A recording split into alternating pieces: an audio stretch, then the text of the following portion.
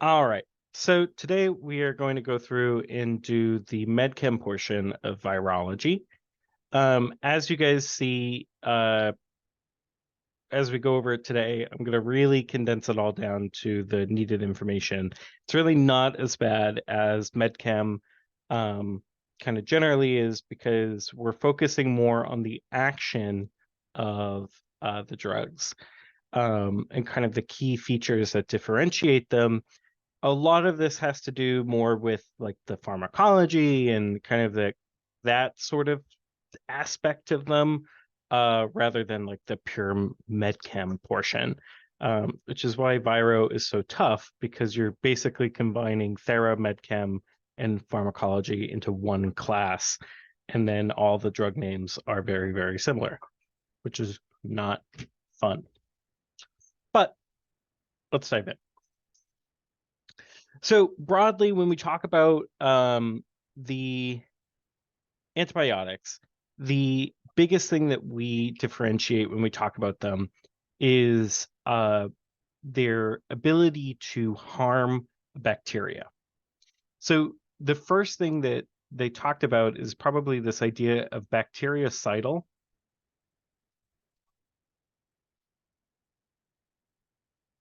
versus bacteriostatic. Is this something that they talked about so far? I'm not sure if it's on the first or second exam. Okay, great.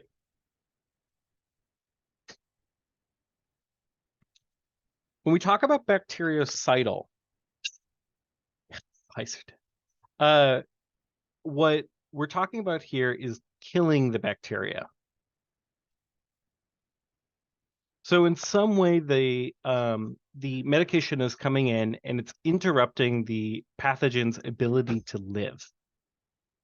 The biggest thing here is that the some antibiotics are only bactericidal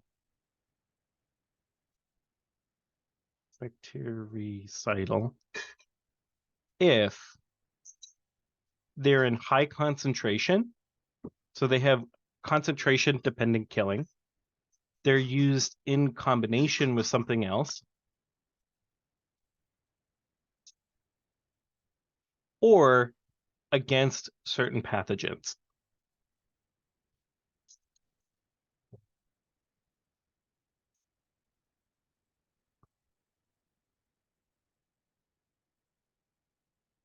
So it's kind of the general characteristics of bactericidal.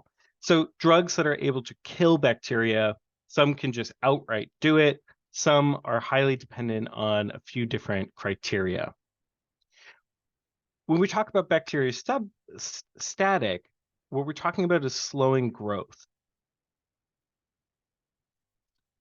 Particularly talking about the ability for the bacteria to divide. So what makes bacteria able to take over a host is their ability to split logarithmically, right? 1 becomes 2, becomes 4, becomes 8, and so on and so forth. What bacteriostatic drugs are doing is that they're either slowing the growth, meaning that the time from when a baby bacteria grows into an adult bacteria is longer, or they're stopping the reproduction cycle of the bacteria itself. Couple of key things is that some antibiotics are both, they're cidal and static. Sometimes they're cidal against one kind, they're static against another. It kind of changes depending on what it is. A good example of this is dapsone. Dapsone is weakly bactericidal, but it's very good bacteriostatic. The other are only static against certain bacteria.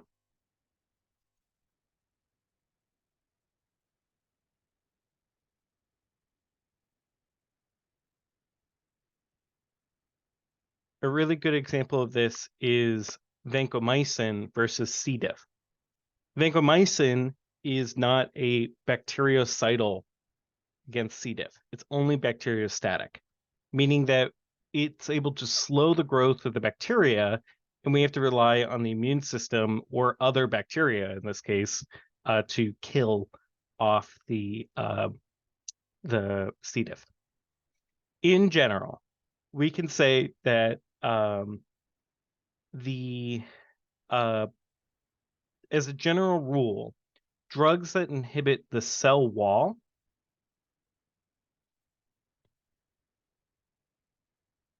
are cidal, whereas drugs that inhibit protein synthesis are static.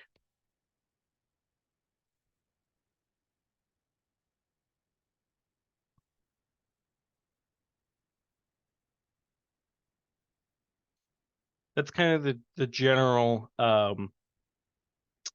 trend that we see. There's exceptions to these. The exception being aminoglycosides. Aminoglycosides are anti protein synthesis, but they do have bactericidal properties. But we'll talk more about that a little bit later. Any questions so far? Wait, so what about drugs that inhibit nucleic acid synthesis? Synthesis? What would that make them? Let me think real quick.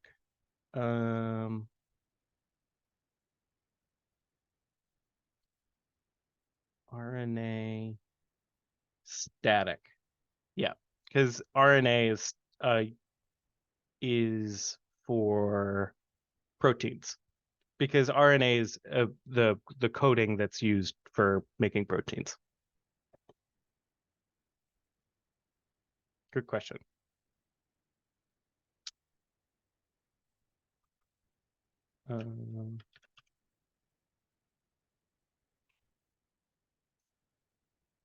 Where is this?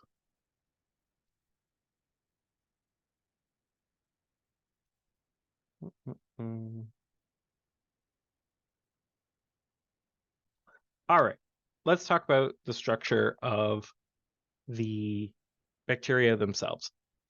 So in general, when we look at the cell wall of the bacteria, which did they go in depth about this? Did they talk about like the peptidoglycan membrane and stuff like that?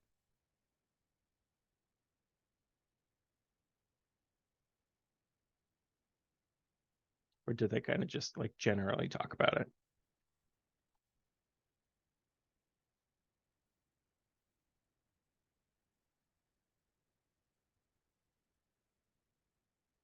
Okay, all right, that's what I figured.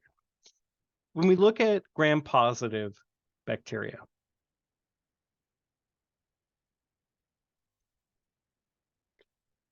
generally, what the overall model is that we have our cell membrane,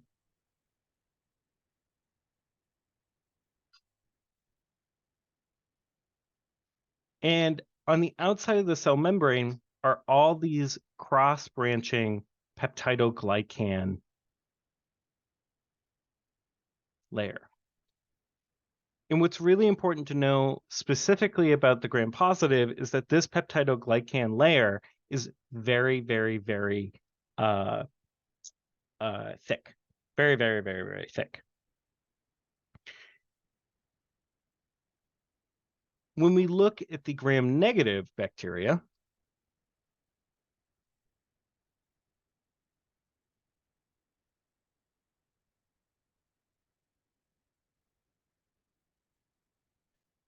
we have the same cell membrane and we have this peptidoglycan area.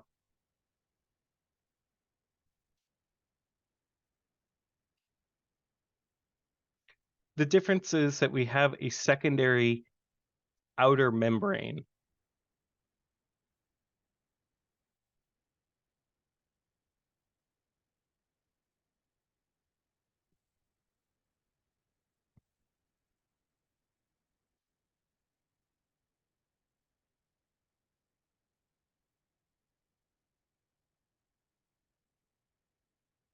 So one of the big things to remember about these two different kinds of membranes is if you remember the process of how gram staining happens.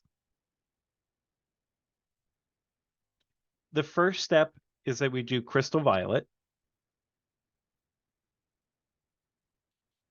Then we do iodine, which traps the dye.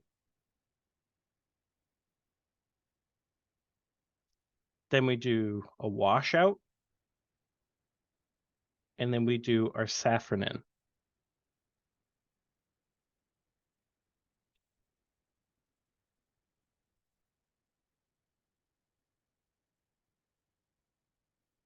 So what ends up happening? When we do our initial crystal violet, it's able to get into our thick peptidoglycan, which is then fixed to the peptidoglycan when we do our second step. That way, when we do our washout and then add the safranin, really all we're seeing is the crystal violet on top, which is why gram-positive bacteria show up purple or blue, or, there are different ways. What ends up happening with the gram-negative is that crystal violet is not able to penetrate this outer membrane. So it tries to come in, but it's unable to. What's left is our safranin, which is able to bypass that outer layer.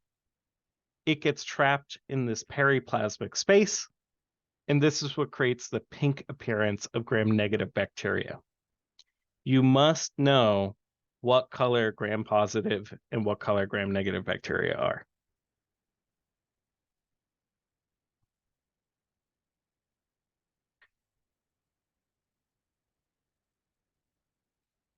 All right. Any questions about this kind of general bacteriology sort of stuff before we dive into the more specific medchem?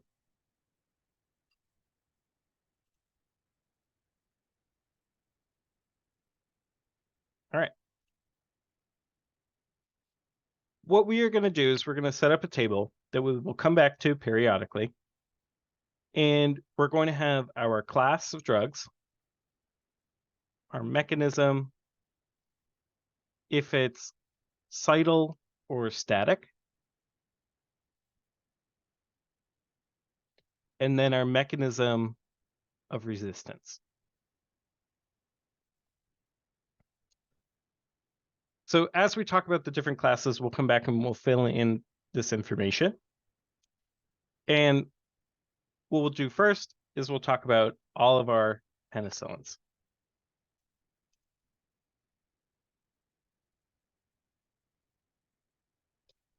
All of the penicillins, natural, anti-staphylococcal, aminopenicillins, anti-pseudomonal, all of these work the same way. What they do is they bind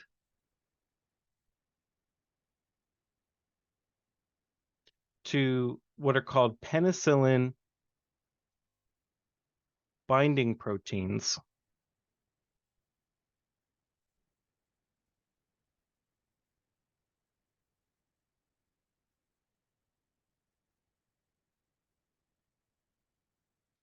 in the and what these are going to do is they're going to disrupt the peptidoglycan cross-linking.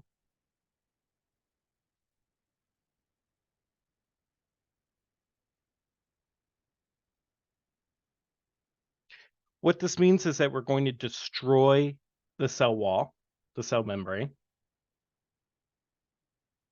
And so this means that all of our penicillins are bactericidal.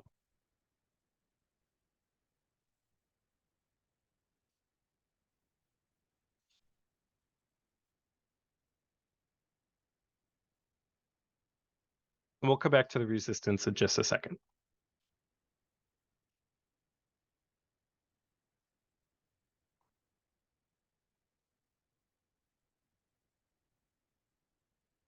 All right.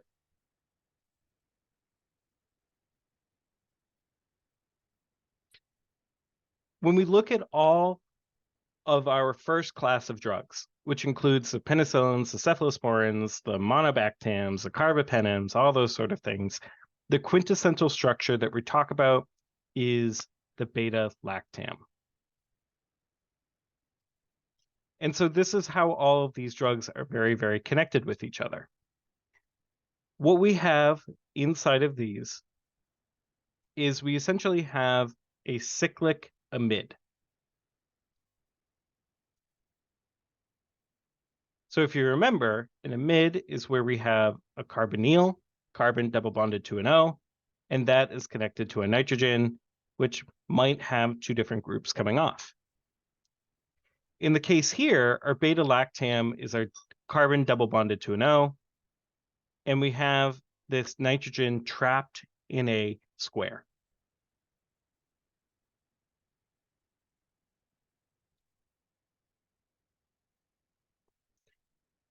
The problem is that beta-lactams are very, very strained. So they're very, very sensitive to being broken apart. And if we were in regular organic chemistry, this would be one of the terrible things about beta-lactams, because this would break apart our drug. But what ends up happening with our antibiotics is that we use the high energy, very unstable nature of beta-lactams to the advantage of to our advantage to kill the bacteria. So let's take a look at what happens. What ends up happening is that we have some sort of beta-lactam structure.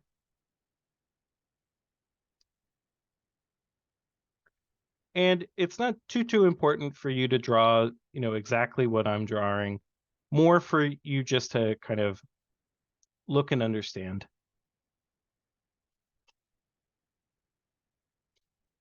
But again, here we have our beta-lactam right in the middle. And as I said, this is really high energy.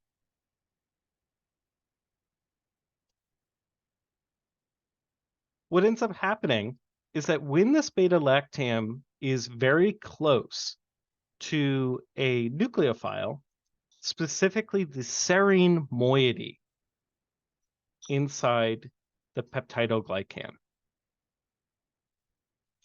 So we have the serine in the peptidoglycan.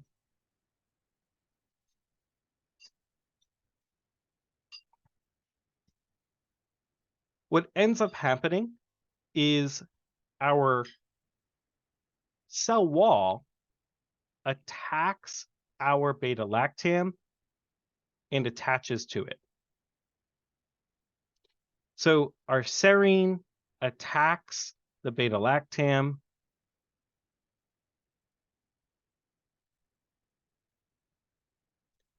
and this produces an irreversible bond.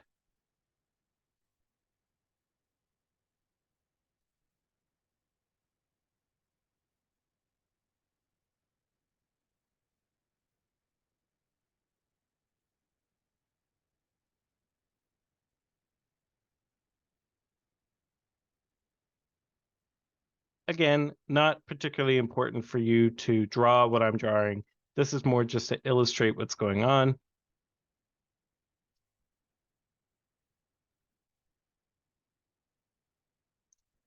But here you can see that we have this original bond that was here that is now broken.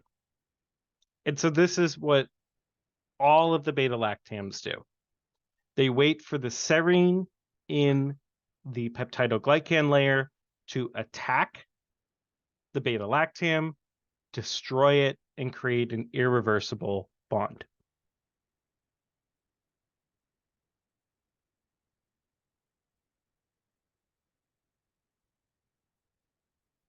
Any questions so far?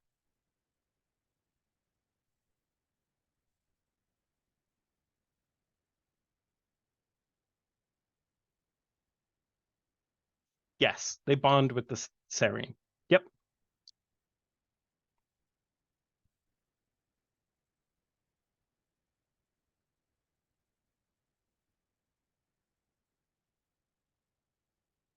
Yes. Yep. Yep. Yep. Yep. Oh, actually, that's a more. Sorry, I oversimplified this. I'm thinking like I'm talking about organic chemistry. Yes, the serine transpeptidase.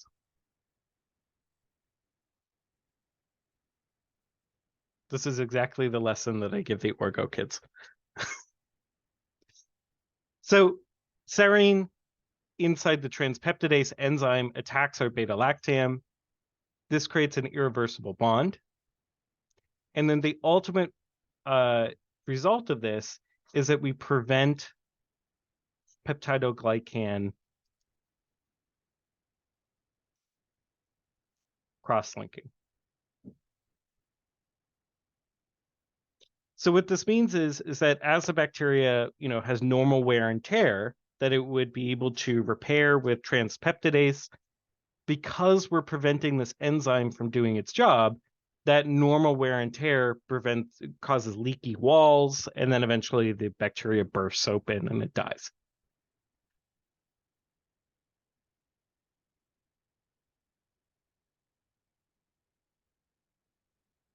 Any questions about that? Does that make sense?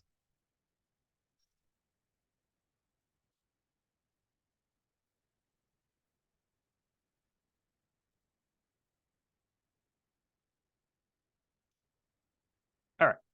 So let's talk about the different aspects of how we change the different penicillins. As I was saying, one of the toughest aspects of using beta lactams is that they're very high energy.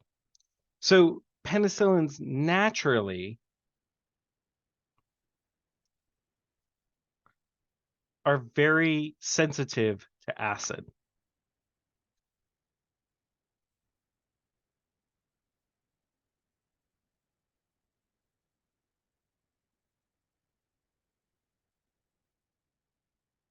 So what this means is that we have one of the major ways that we degrade penicillin is through acid degradation. So when we look at our beta lactam group,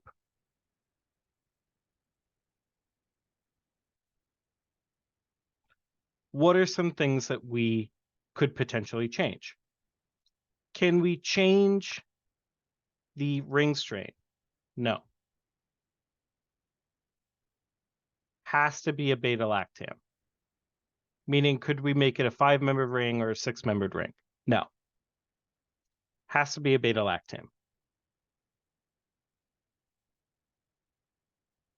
Could we change the carbonyl to something else? Nope. Has to stay uh, a I should say this 4-membered ring.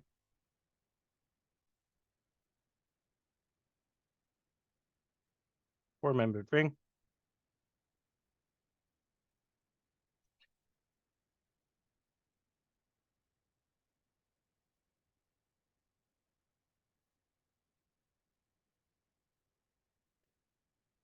Could we change the beta lactam to something that's a little bit less high energy? No, because this is required for activity, right? We need this beta lactam to be so high energy, or else it won't be able to attack the serine in the transpeptidase. So what that leaves us with is changing the acyl side chains.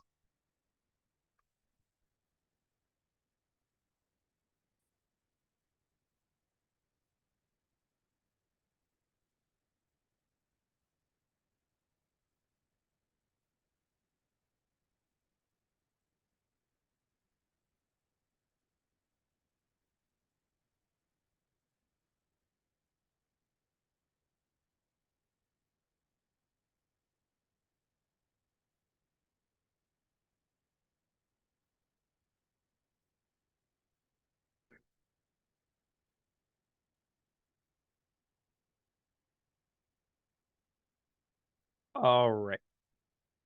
So this is where we get our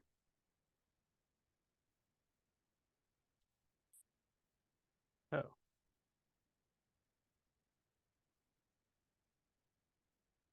Oh, everything is on top of each other. Ooh, not good. So let's talk about our first drugs.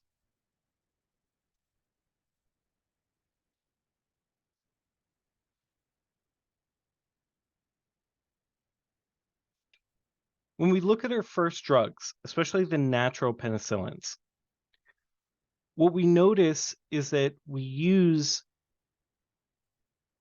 that the natural penicillins bioavailability is really low.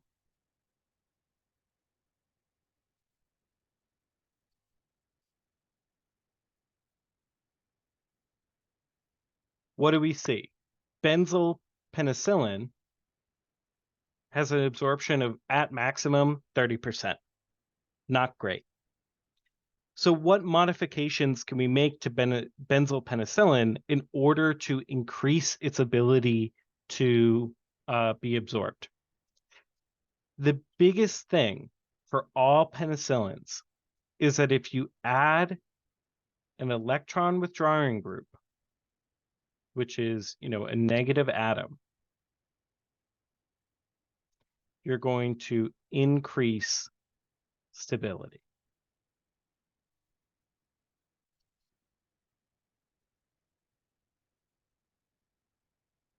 which will increase your absorption.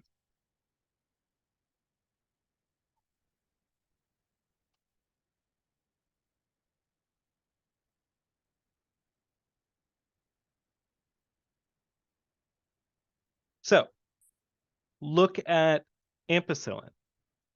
Ampicillin adds this electron withdrawing group, which kind of saying negative atom is too much of a simplification, but we're not in orgo. So in ampicillin, we add this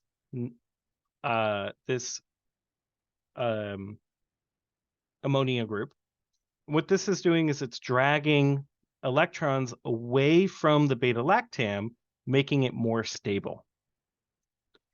Same thing in penicillin V. We're adding this oxygen, which is dragging electrons away from the beta lactam, electron withdrawing group.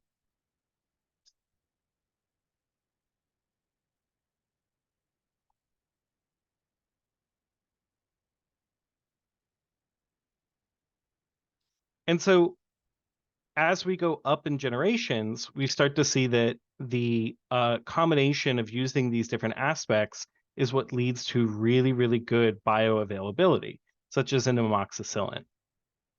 So the more electron withdrawing you have, the more atoms there are that draw electrons away from the beta lactam, the more stability you have.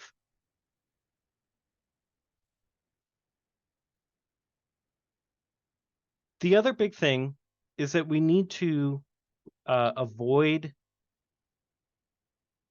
metals. Metals can act as what are called Lewis acids. And what these do is that they catalyze degradation. So essentially what they do is that they hover around the beta lactam and they make it so that way the penicillin is better, the beta lactam is better at being broken down. So what is a drug-drug interaction that you can think of that you wouldn't want to take with your penicillin?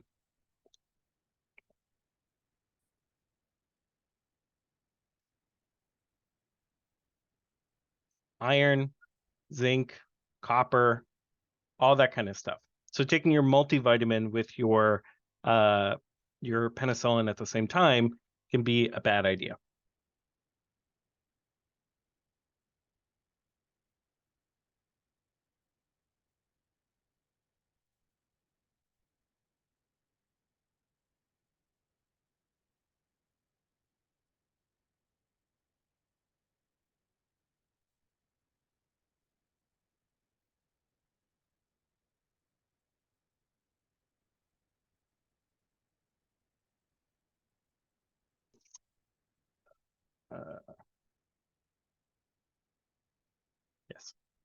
All right. So bacteria are really, really sneaky. So as bacteria were exposed to beta-lactams more and more and more, I think within a decade, they developed resistance to our natural penicillins. And so this is where we started to see beta-lactamase come in. What beta-lactamase does is this removes the beta-lactam from the serine in transpeptidase. If you remove the transpeptidase, if you remove the beta-lactam, then essentially you were recovering transpeptidase, and so you are deactivating the drug. So essentially what ends up happening is that you're able to get your penicillin through this acid, which is going to break it down. But now the bacteria itself is coming up with a way to remove our beta-lactam.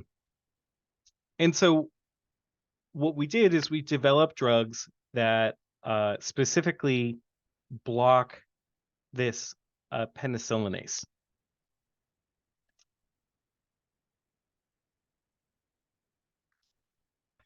And this is where we get the idea of anti-staph penicillins.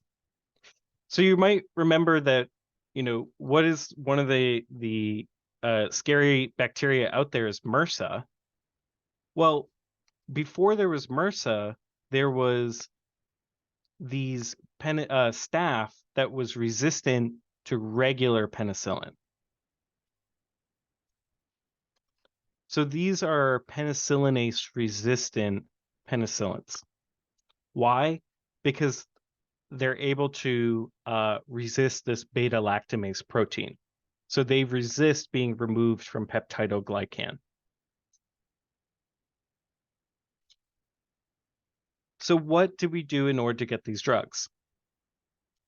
The solution was to add bulky side chains. This would block the beta-lactamase from getting to the serine.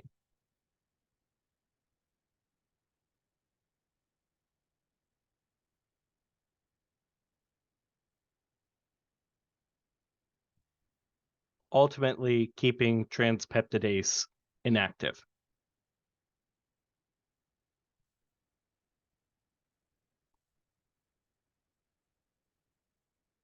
Did we change the mechanism of action of the drug? No. All penicillins have the same mechanism of action. They bind to the serine moiety. What changes is our ability to block the resistance factors.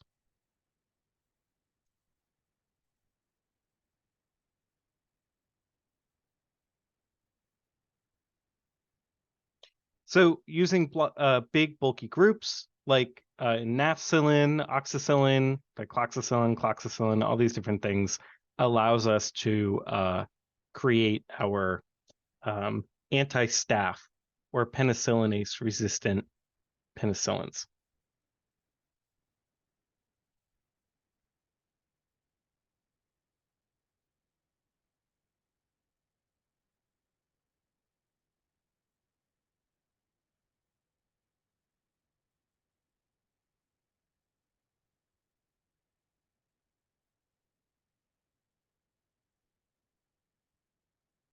All right. Any questions so far? Is this making sense? More sense than class, maybe?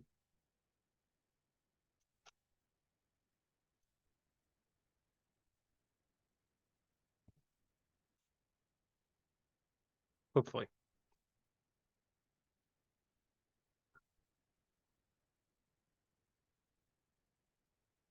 All right. Putting this all together. Okay, good. I just like to double check that, everything I'm doing is making sense.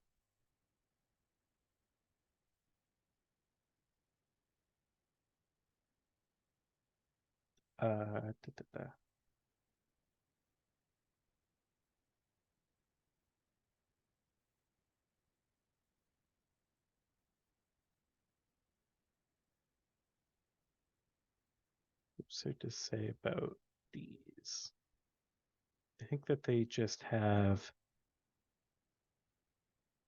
bulky groups. Yeah.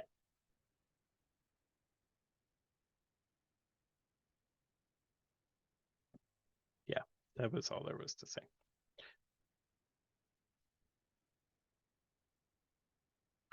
All right.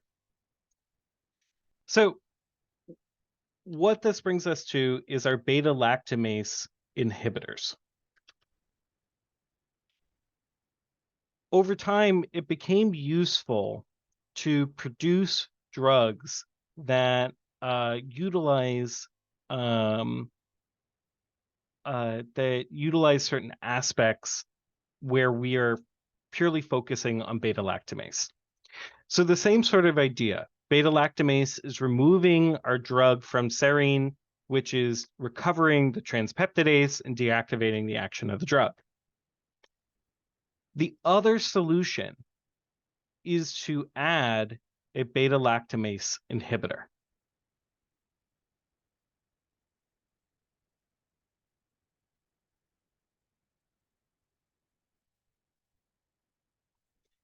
These are what is known as suicide substrates.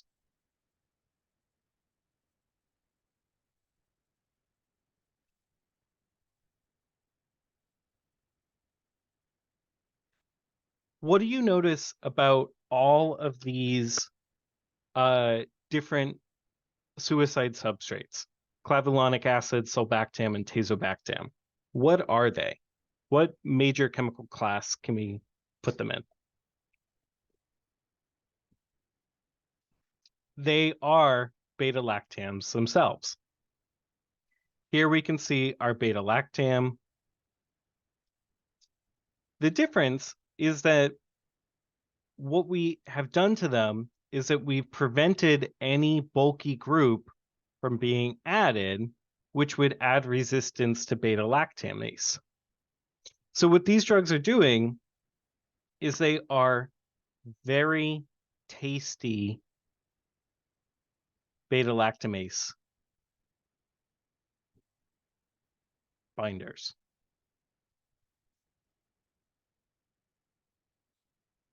If you notice, unlike all of our drugs previously, we didn't really touch this right-hand portion of the molecule, and that's what these are all doing, is they are, once they bind to beta-lactalase, they are stable and deactivating this enzyme.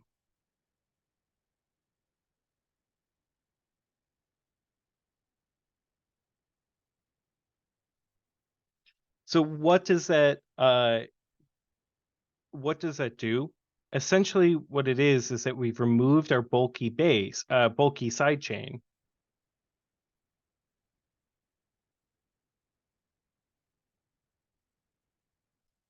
Beta lactamase attacks our suicide substrate instead of the antibiotic.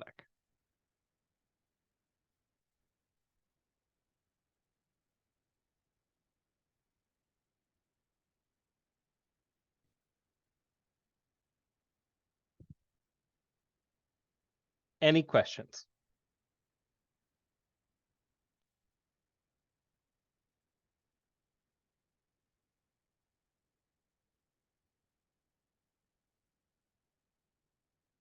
All right, let's go back to our chart. So for penicillins, what was the mechanism of resistance that we see? We see cleavage of the beta lactam by beta lactamase.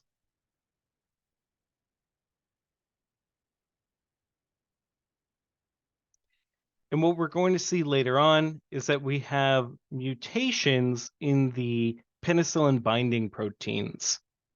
And this is what's going to create MRSA. but I just want to put this in now. So essentially what it is that point mutations in the peptidoglycan layer changes the way that these MRSA bacteria interact with the drug.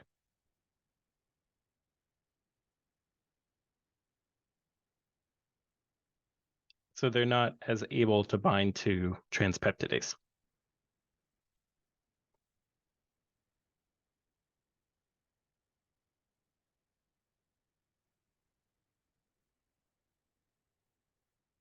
All right.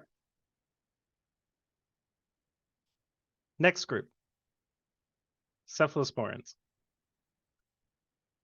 Mechanism of action, same mechanism of action, exact same. They bind to the penicillin binding proteins that's in transpeptidase, disrupt peptidoglycan cross-linking. It's going to lyse the cell. They're also bactericidal.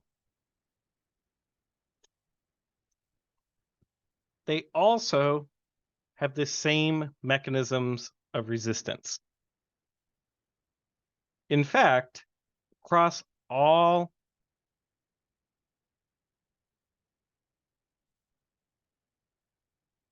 of our beta-lactam groups, they all have the same thing.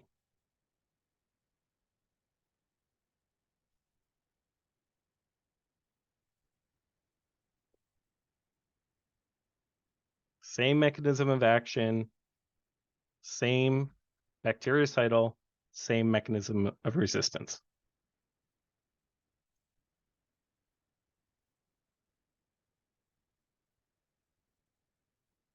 The only difference is that carbapenems and aztreonam don't have this point mutation for MRSA.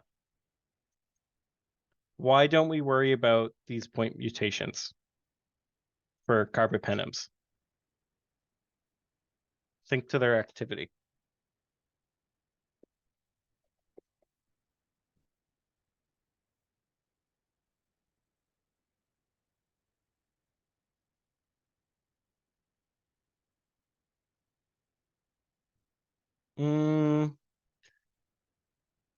Not necessarily. So are some of the penicillins unable to affect MRSA? Yes. Are some of the cephalosporins unable to affect MRSA? Yes. Why? Because of these point mutations. Are any of the carbapenems unable to affect MRSA? No, they're all MRSA active. So why don't we worry about this mutation? Because it doesn't affect carbapenems. It's not a mechanism of resistance. Why don't we worry about it with aztreonam then? What's different about aztreonam, specifically with MRSA? Or staph in general?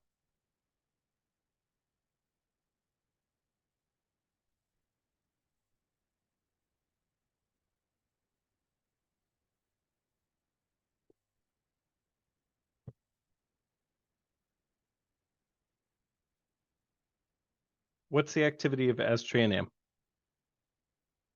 Does it work on gram-positive?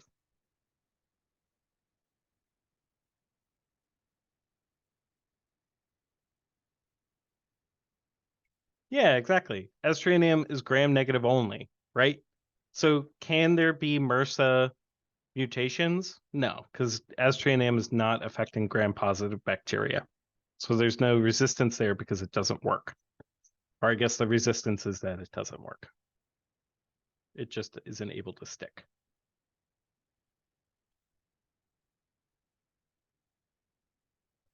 So let's talk through the cephalosporins.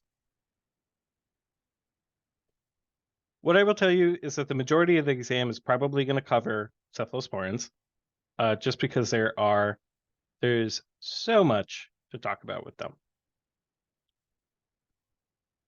As I said earlier, the mechanism of cephalosporins is exactly the same as the penicillins. Why? Because they're all beta-lactams. Do carbapenems not have activity against MRSA? Am I crazy? Oh no, they don't have MRSA. Then that would be why. They don't cover MRSA because they're not active. Oh, Pseudomonas. They're active against Pseudomonas. That's what I'm thinking of. That's why.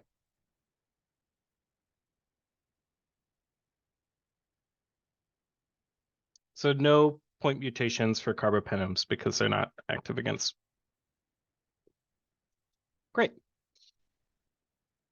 Same mechanism for cephalosporins, right? We have our transpeptidase with the serine moiety, which is coming in, attacking the beta-lactam, and the beta-lactam is now sticking to the transpeptidase. Because of that, we have essentially the same activity, and so we have to come up with ways of trying to prevent transpeptidase kicking off these different molecules. So, what are the cephalosporins doing? The biggest thing is that these guys are what are considered uh,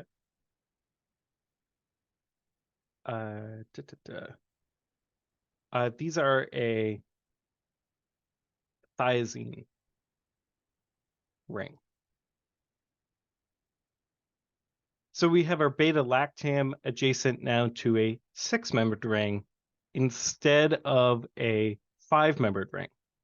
So this means that we have less strain in our molecule. So they're a little bit more stable. If we have less strain, what does this mean in terms of activity? Are these more or less active?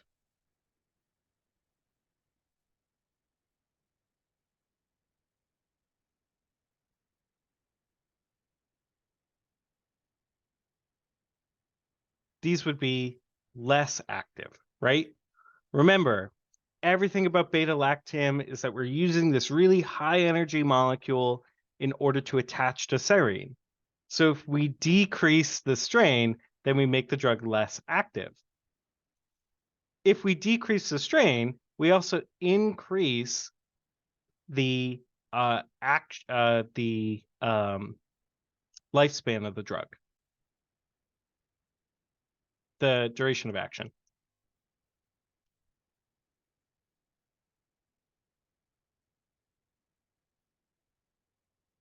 We'll put it this way, they're longer acting. Why? Because they're more stable. Less strain means they're more stable, but it means that they're also less active.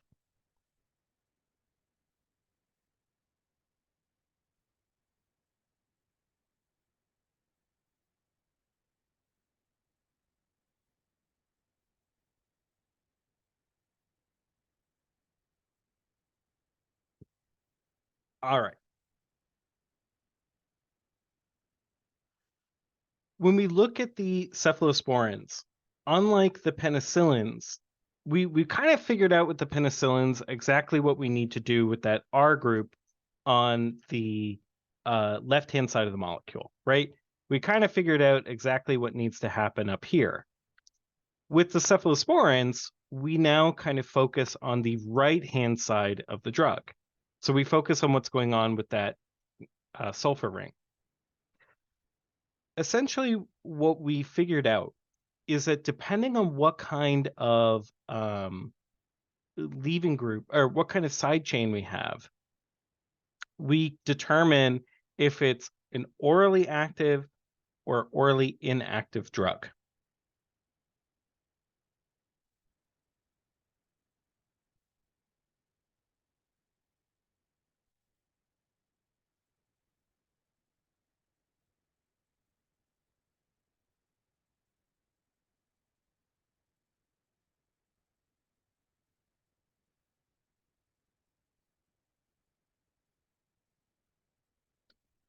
Uh,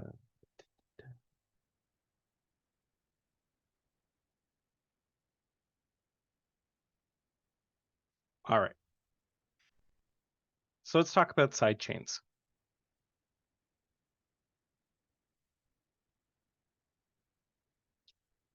When we talk about side chains, the best side chains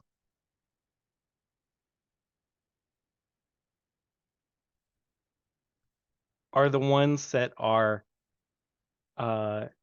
chemically bad.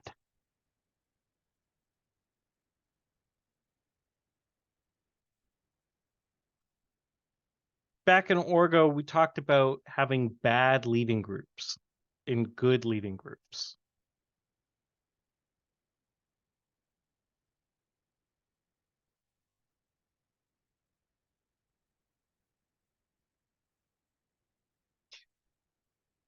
What ends up happening? What ends up happening is that if you have what is called a bad leaving group, this means that the drug is unable to remove this portion of the molecule, and it's going to increase drug activity.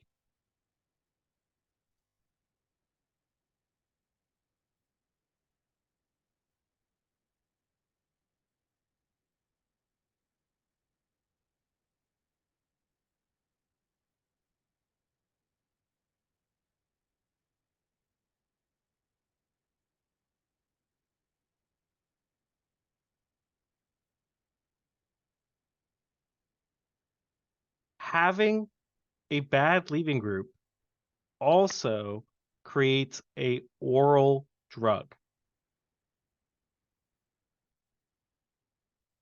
So what are we looking for when we have our bad leaving group? We're looking for carbon only or halogens.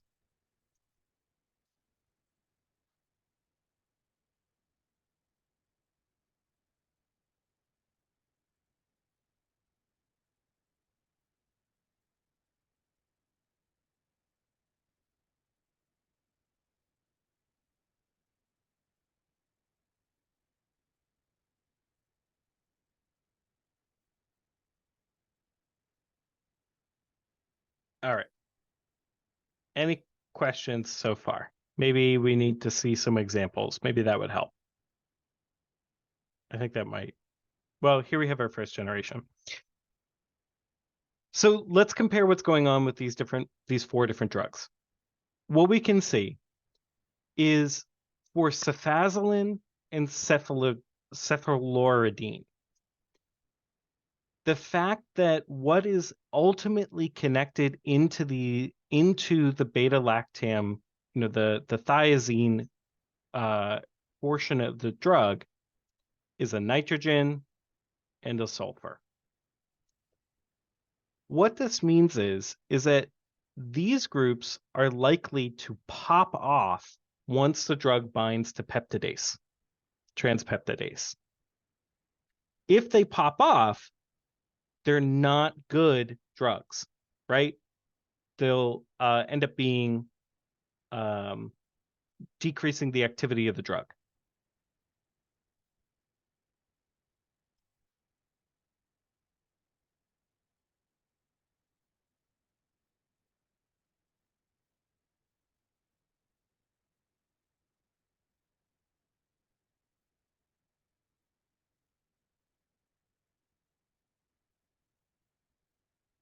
Now, what did I put here?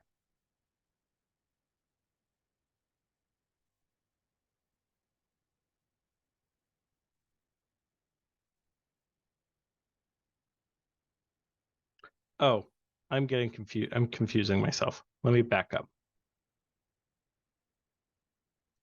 There might be a better way of explaining this.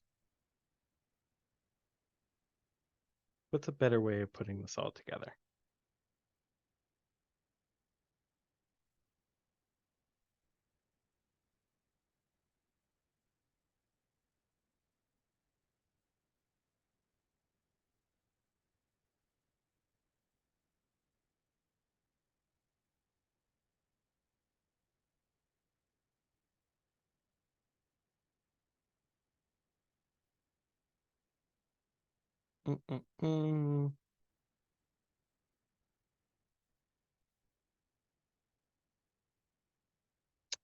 I have a better way of explaining this. We're going to do it like this. When we look at cephalosporins,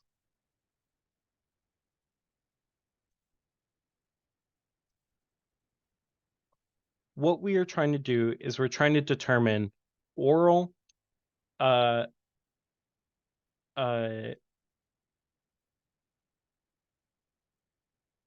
aqueous stability. Aqueous stability.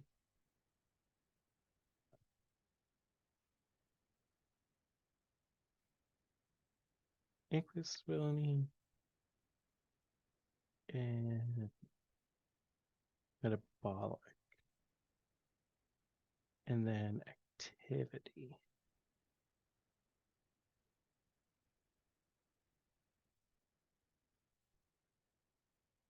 How do I want to explain this? Yeah, we'll do it like that. All right.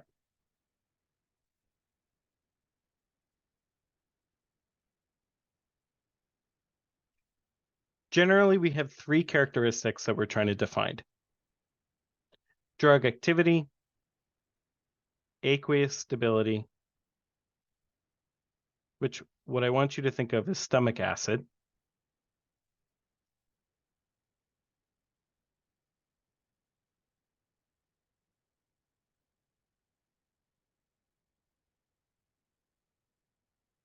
And metabolic stability. So think first pass metabolism.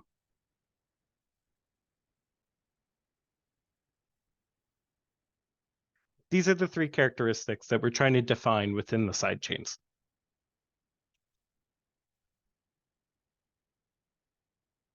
When we look at the side chains, I want to start looking at the aqueous stability. When we look at the side chains, essentially, oh no, maybe we'll start with drug activity. That might be better. When we look at the side chains, what we're seeing is we have good leaving groups and we have our bad leaving groups.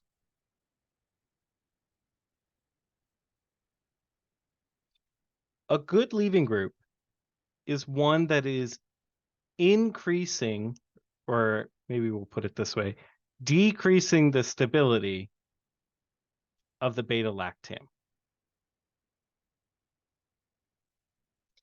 As we talked about earlier, up here, what happens when we make the beta-lactam less stable? A less stable beta-lactam means we have better activity and more drug action.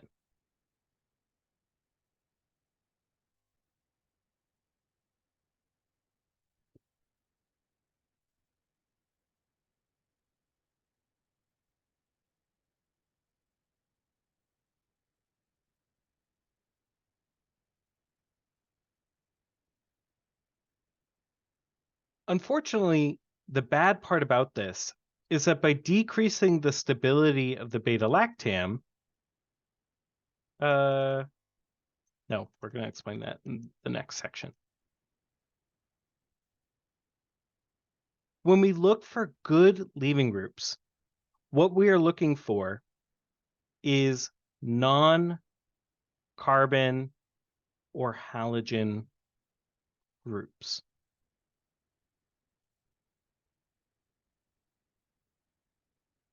So if we look at cephalosporin, what we notice is that eventually we get to this positive nitrogen. What is essentially happening is that when our serine molecule comes in, it's going to attack our beta-lactam, and through electron pushing, we're going to get rid of that nitrogen. So in a lot of ways, what these good leaving groups are doing is that they're acting as the I don't want to say suicide substrates. They're more like self-sacrificing groups. You know, in the movies where in order to attract the attention of the bad guys, you know, someone gets left behind in order to, you know, save the day, blah, blah, blah, blah, blah. Well, in this case, the good leaving group is attracting the serine by saying, "Oh, I'll get kicked off. I don't mind. I'll leave." Same thing with the cefazolin. When the serine moiety binds, this group is kicked off.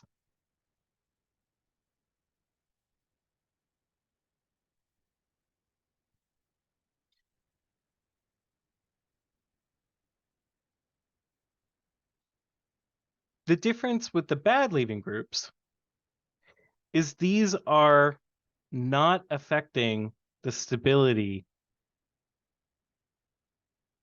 of the beta lactam. They're not better, they're not worse.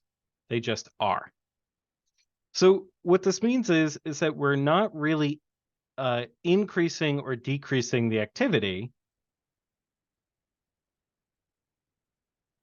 And so overall, this is just a meh side chain. So are bad leaving groups going to cause better binding to transpeptidase? No. Bad leaving groups are meh on transpeptidase. Will they bind? Sure. Are they really sacrificing themselves? Not really. And so what these are carbon. Oh, sorry. This should be non-halogen groups. Carbon, non-halogen, whereas our bad leaving groups are carbon or halogen.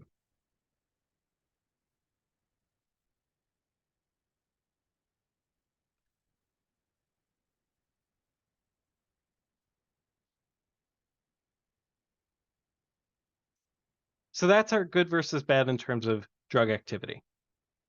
Now let's take a look at them in terms of aqueous stability. We talked about earlier how acid is really, really, really bad for beta lactams. And the reason for that is because water is a big proponent of breaking down beta lactam. If our good leaving groups are decreasing the stability of the beta lactam, does this mean that water has an increased or decreased attraction to the beta lactam?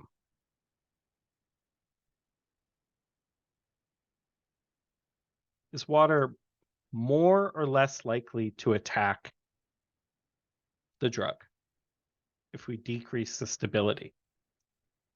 More likely. Very good. If water is more likely to attack, then we're more likely to degrade the molecule.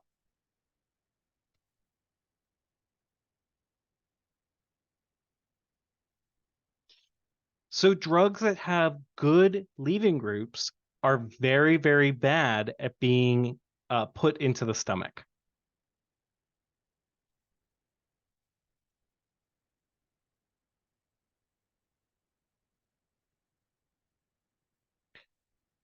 Bad leaving groups, however, are the exact opposite. These drugs are not really affecting the stability.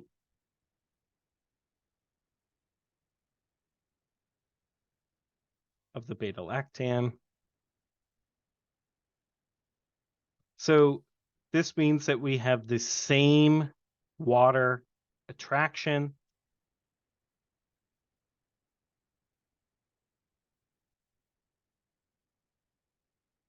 And what this does is that we have some aqueous resistance.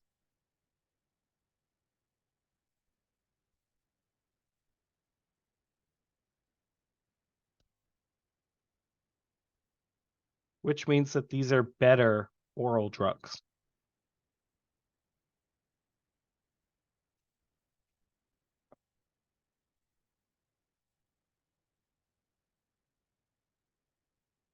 Everyone with me so far? Is this making more sense?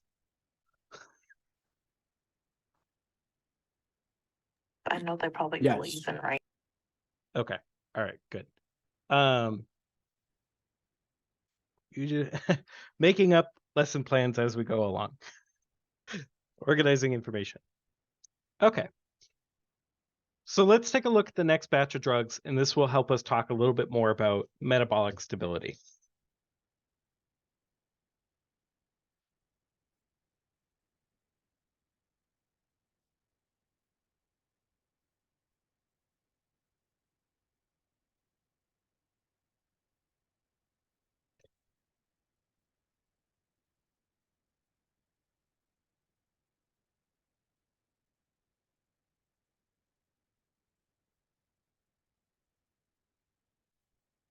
All right.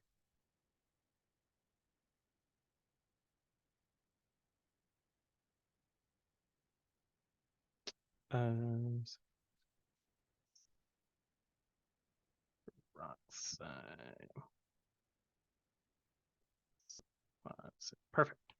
Great. Get rid of you for now. We'll come back to you. So let's take a look at the second generation of cephalosporins by looking at what we've just talked about. So let's take a look and figure out, are these drugs going to have better activity? And if they're good PO drugs or bad PO drugs. We can do that just by looking at the side chains. So don't pay attention to the blue or green yet. We're just going to focus on the black and red. And I know the answer is there for you, but I really want you to focus on the answer why. So let's take a look at cefprozil. What kind of leaving group is in cefprozil? Is this a carbon only or non-carbon leaving group?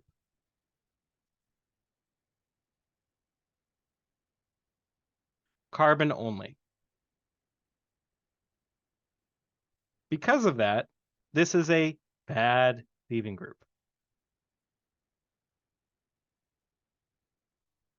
Right?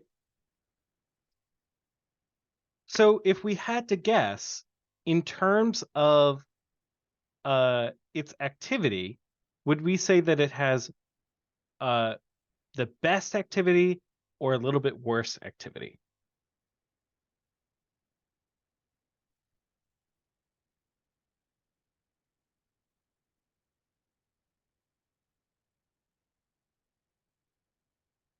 Probably decreased activity, right? A bad leaving group is going to make the beta lactam, more or less stable. It's not really affecting it.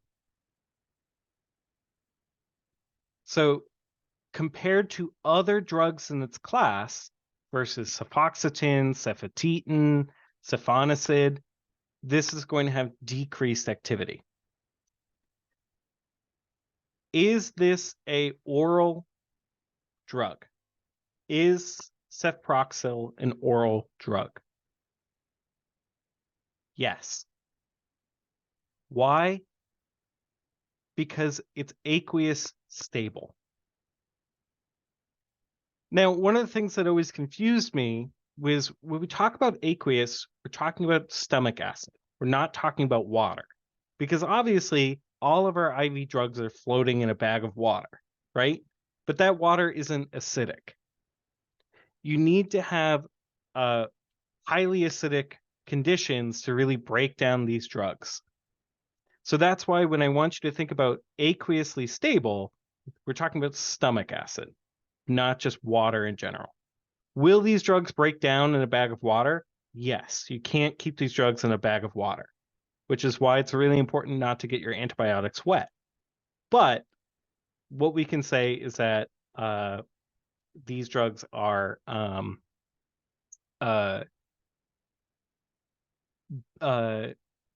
better able to withstand stomach acid. Let's look at cefoxitin. Is this a non-carbon or carbon-only leaving group?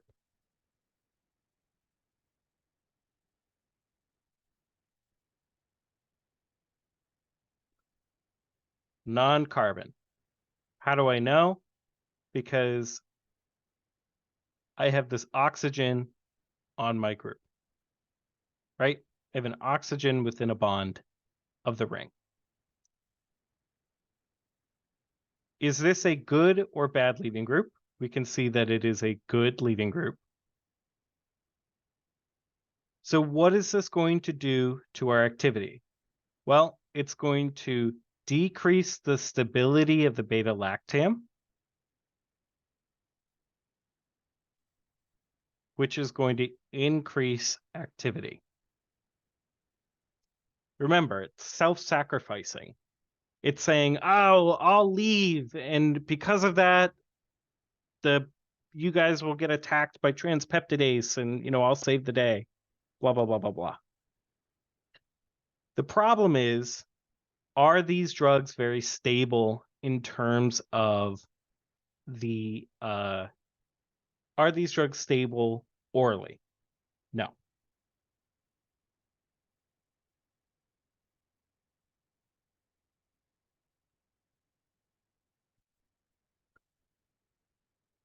Does this put cephalosporins in perspective? Is this helpful? Does anybody have questions about these? Okay, great. That's my biggest thing, is that I wanted to come up with a way of showing you this without reteaching Orgo. Because part of me, that was my original plan.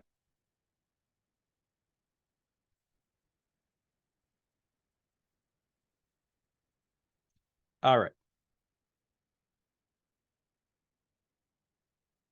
Ba-ba-ba.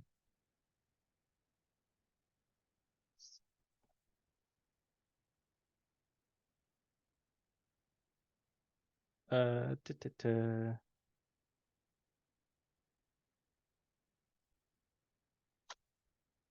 All right.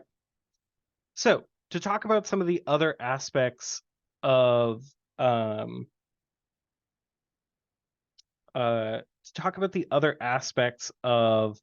our drugs that we see in the second generation.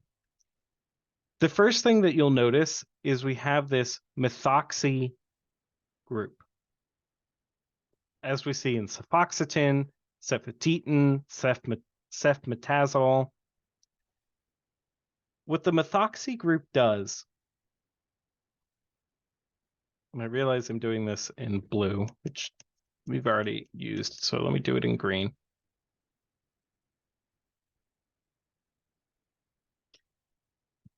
What the methoxy group is doing is it is blocking beta lactamase.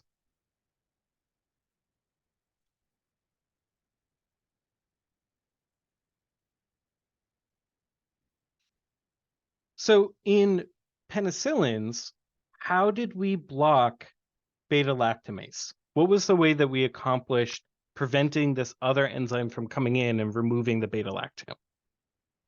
What did we add to the drug?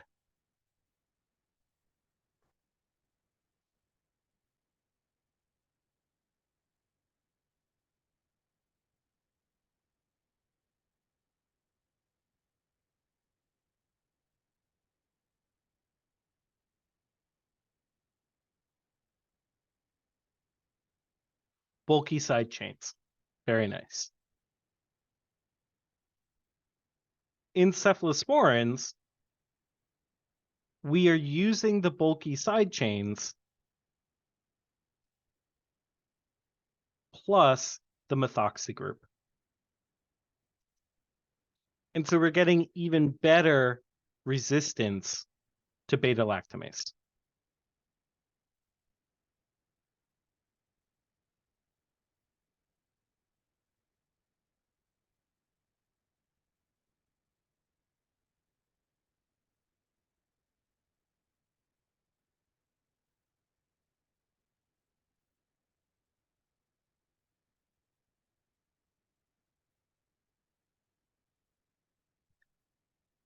one of the special things is the use of the oxime group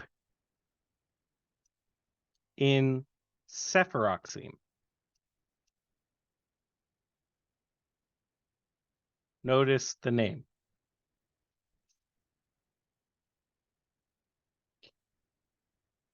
What this is doing is two things. First, it's blocking beta lactamase, just like the methoxy group is.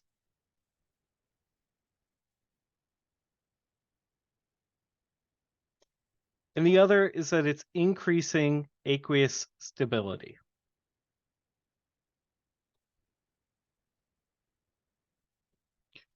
So cefuroxime, we have a highly resistant drug. Not highly resistant, but pretty resistant. And we have a very stable drug in stomach acid. So what does this mean in terms of what formulation would we find cefuroxime in?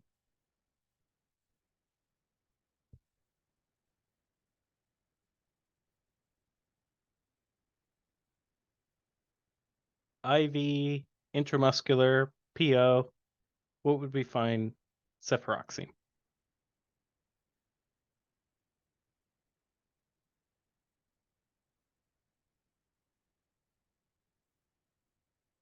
Right. Can be IV, but we can find it PO. That's most of them can go IV.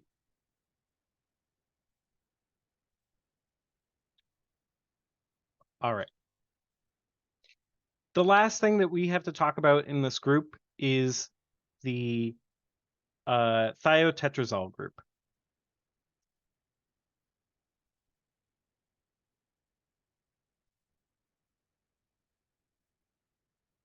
Which I think is called methyl thiotetrazole.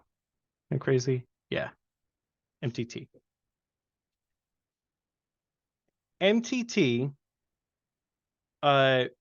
which I think he gave you the different drugs, cefmetazole, cefamindol, cefiperazone, and there's one other one I can't remember.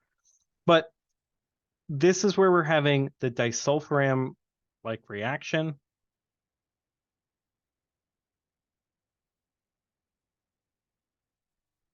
And specifically, this is decreasing platelets, which can result in bleeding.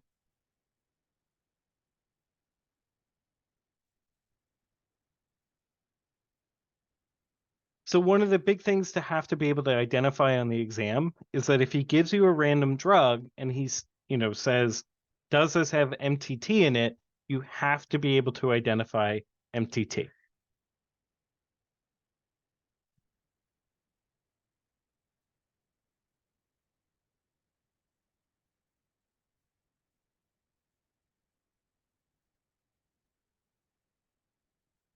Any questions?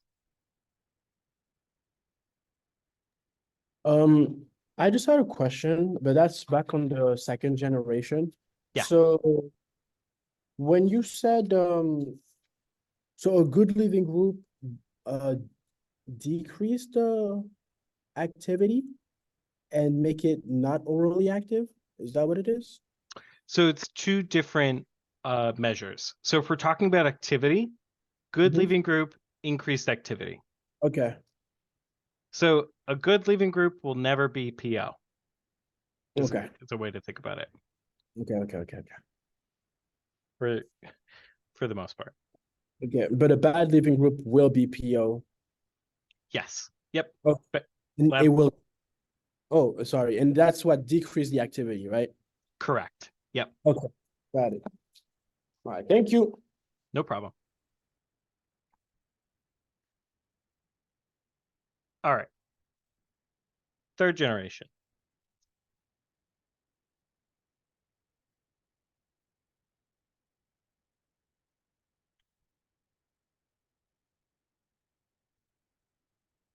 I'm not sure if it does.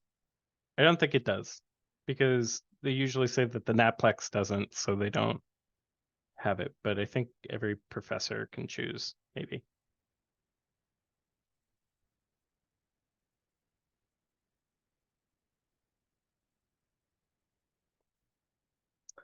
All right. So let's talk through a couple of drugs, and then we'll talk about this metabolic stability, this third property that we need to talk about. So looking at the leaving group for cefotaxime, do we have a good or bad leaving group? Sorry, I should say it this way. Do we have a carbon or non-carbon leaving group?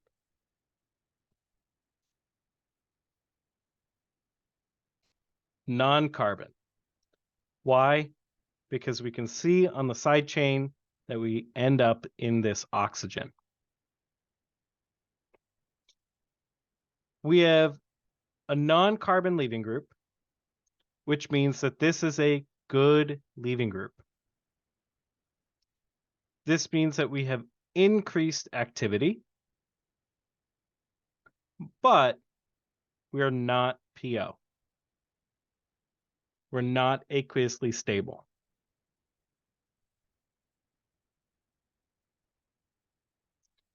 By the way, I just want to say here for cefbutene, this is a hydrogen, so that's why.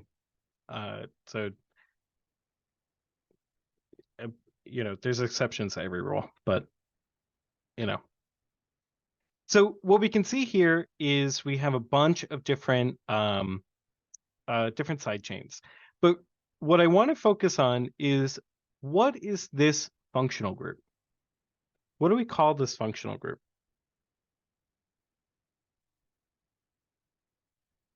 Starts with an E.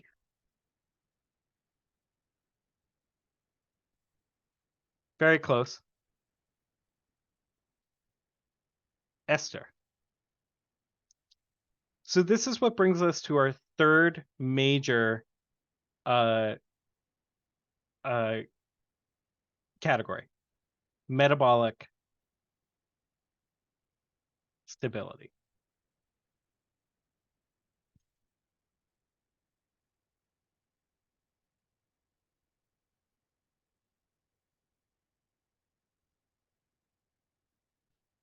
When we talk about metabolic stability, we're not necessarily talking about good or bad leaving group. What we're talking about is ester versus non-ester. Ester versus non-ester. Esters, as you remember, are broken down in the body very, very, very quickly. They're easily removed pretty much everywhere that they can pop up, right? What this means is that this would make the drug have a very easy site of metabolism.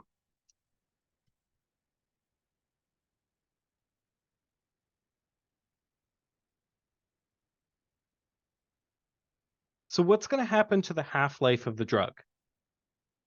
Are we going to increase or decrease the half-life of the drug? Decrease the half-life.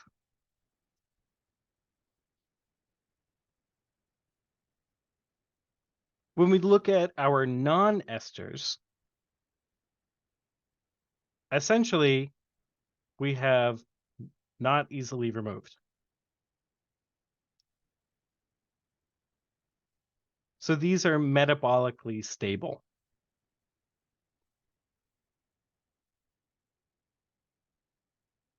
So if you are not an ester, you are metabolically stable. If you are an ester, you are metabolically unstable. So if we look at all these other drugs, sure, we have some good leaving group, bad leaving group, all that kind of stuff, but only one of them is an ester. So out of all these drugs, who is metabolically unstable? Cefotaxime. Does that make sense? Does anybody have questions about that?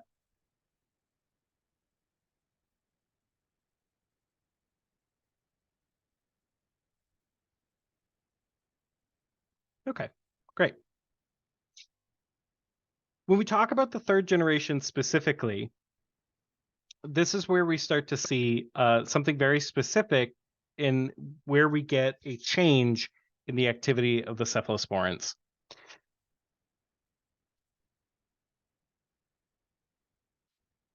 In the third generation, what we have is what's called the aminothiazole ring.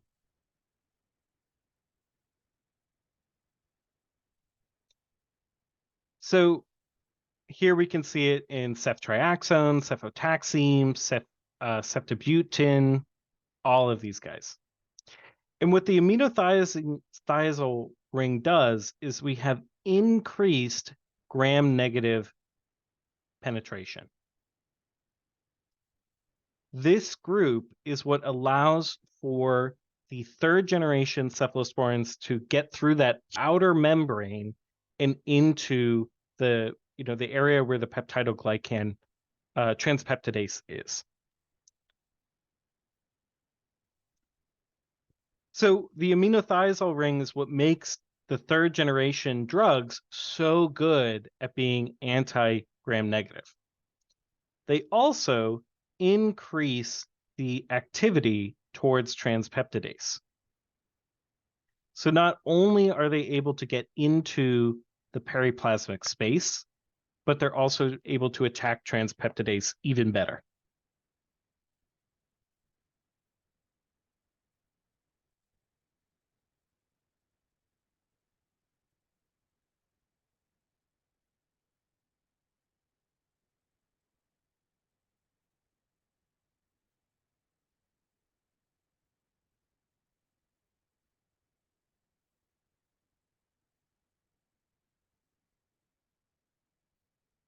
All right.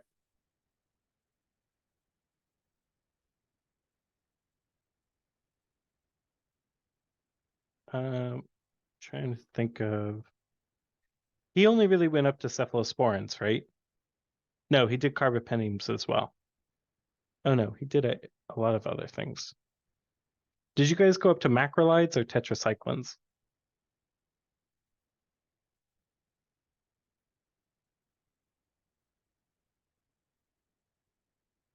You went all the way to miscellaneous. Okay.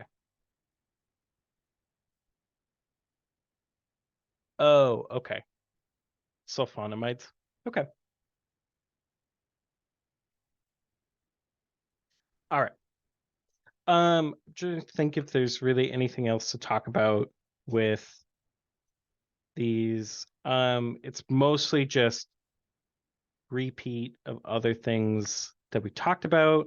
One thing that I do want to just show is again,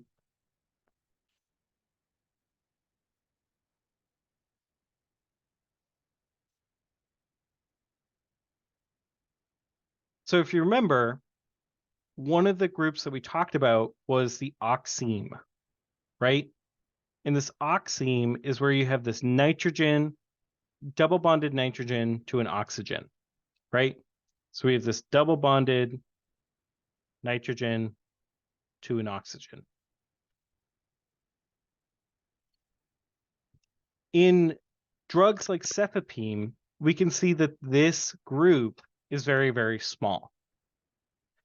But what can end up happening is that we still have the same oxime, nitrogen, double bonded nitrogen to an oxygen, but we include this greater group onto it. And so what this is going to do is it's going to make the oxime even more stable. So again, are we really changing anything about these drugs? No. This is pretty much exactly what we talked about earlier.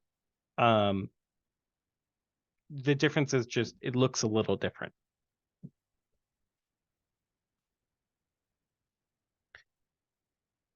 Any questions about that? Because I don't want to keep beating the cephalosporin dead bush.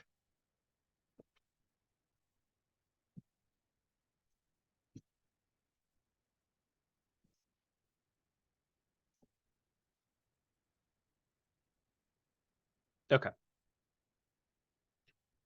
All right. Let's go into the carbapenems.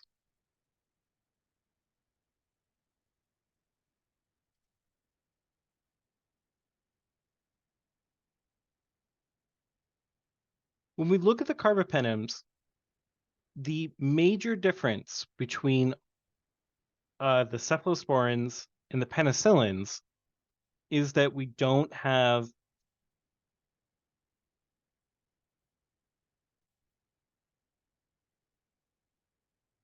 a sulfa ring.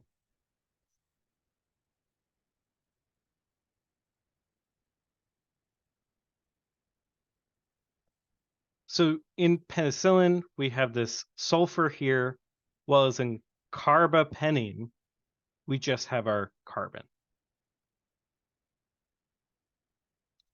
What this is going to do is it's going to increase ring strain. So what is this going to do to our beta-lactam? What did we talk about when we start straining the ring? Are we making it more or less stable?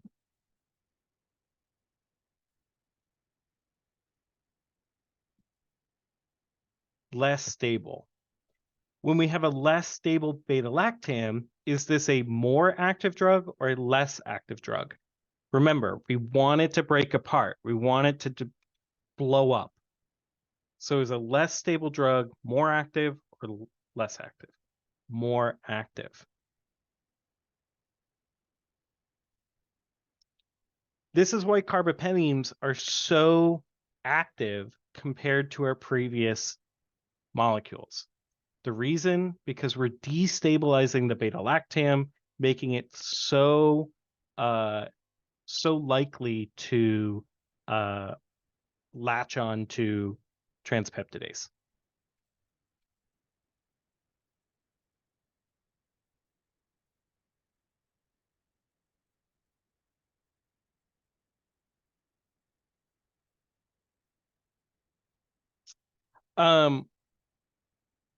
Couple of key points.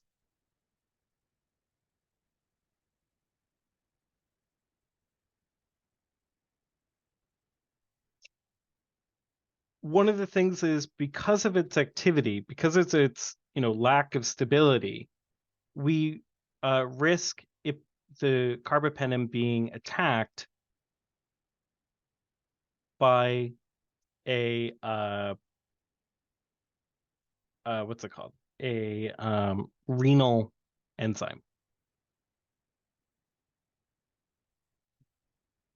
which is dehydropeptidase.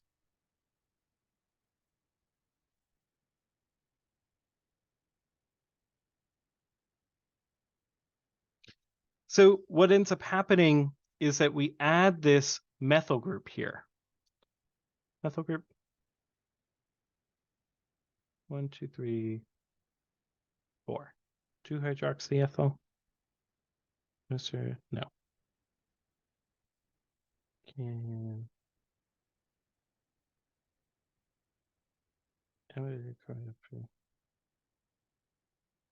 4, 5. Solidine.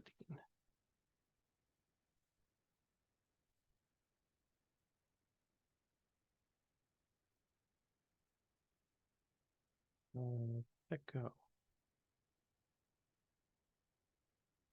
Let me get the numbering real quick.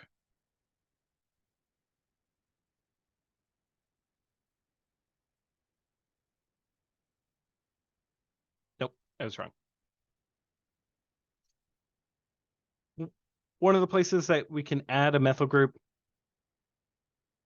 is right onto the nitrogen itself.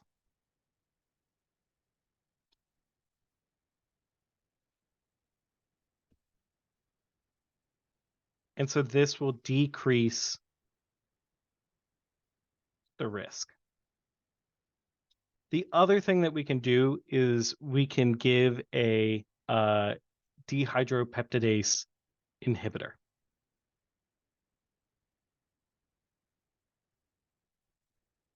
And so what this is going to do is it's going to increase the lifespan of the drug. So just to show you what this looks like,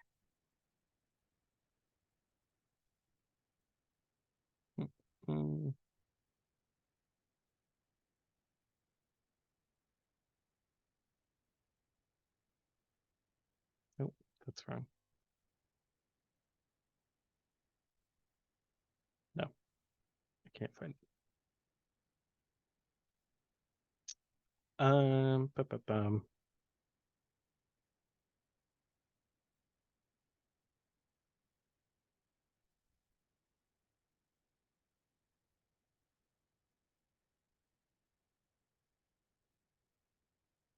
No. Okay, great. Great.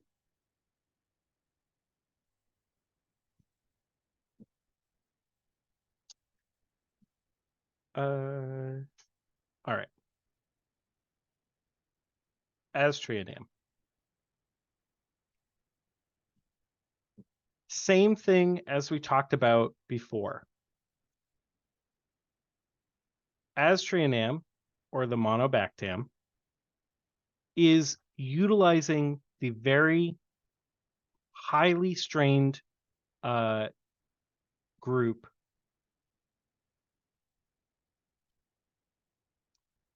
and highly unstable. What Aztreonam is doing is it's combining a lot of the different ideas that we learned with cephalosporins. So we're getting that oxime group that we saw with some of the third generation cephalosporins. We're using the amino something. Aminothiazole, which is going to increase gram-negative penetration, as you can see here. So what Aztreonam is doing is it's mimicking a lot of the different ideas that we've already discussed with the previous groups.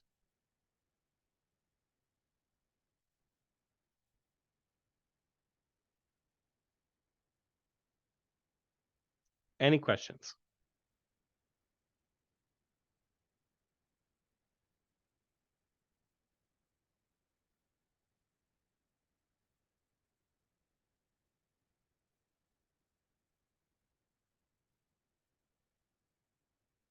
All right, great. Let's go back to our chart here, and we'll talk through the rest of the drugs and how they combine. And then the time we have left, we'll try to get through the different things. I think it's more important for me to help you fill out this chart.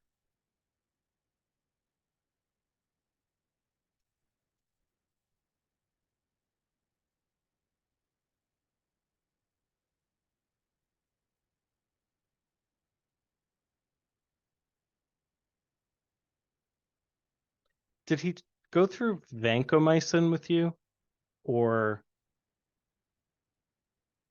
not at all?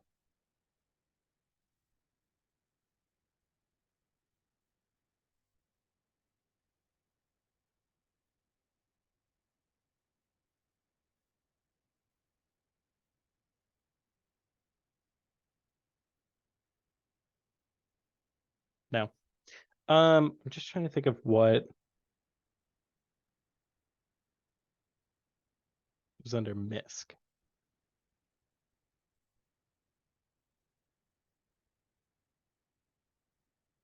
I'm trying to think of what would be most useful for you guys.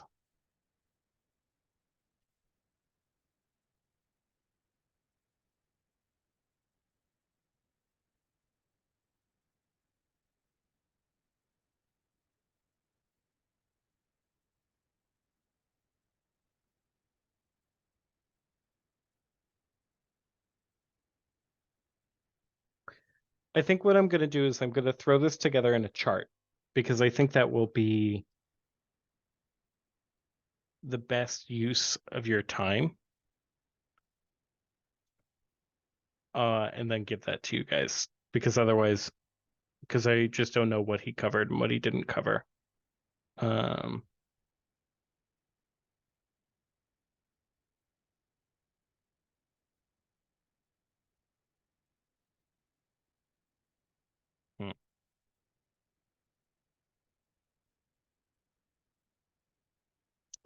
Okay. All right. Let's wrap up here. I'll put together some information that will kind of fill in the yeah, if you could email that over to me, just because I don't know what he covered for you guys, and I don't have my notes. So I'll have to record something that kind of goes through it.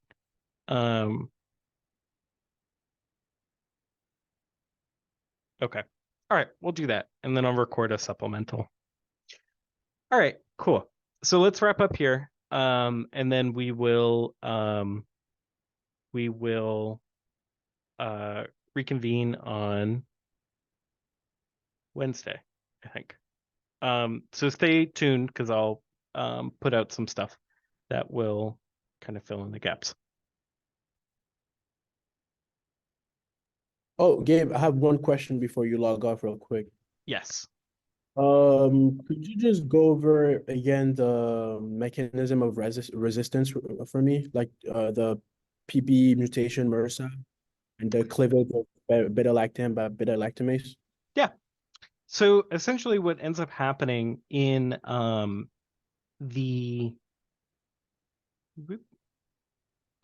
ends up happening is the way that beta-lactams work is where the serine of the transpeptidase comes in, attacks the beta-lactam, and connects to it. In order for transpeptidase to work, it needs this serine to be free. Without the serine being free, the transpeptidase is locked and it's not able to recover the cell wall when damages happen.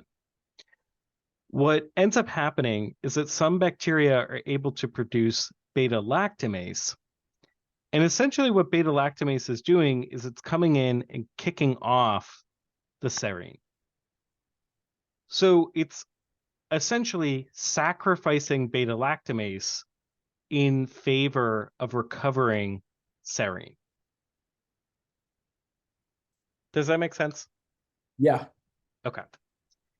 In terms of the point mutation, we didn't really talk about it at all, but essentially what's going on is that in MRSA pathogens, what ends up happening is the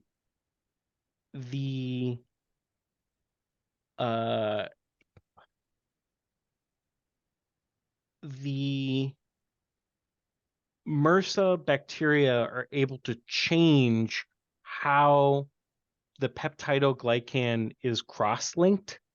So instead of purely relying on transpeptidase to do 100% of the job, now they're relying on maybe another enzyme, or maybe they're relying on a different way of cross-linking. And so what ends up happening is that is the drug working less? No, it's just not effective because there's other ways that the bacteria is getting around the effect. Oh, okay. Okay.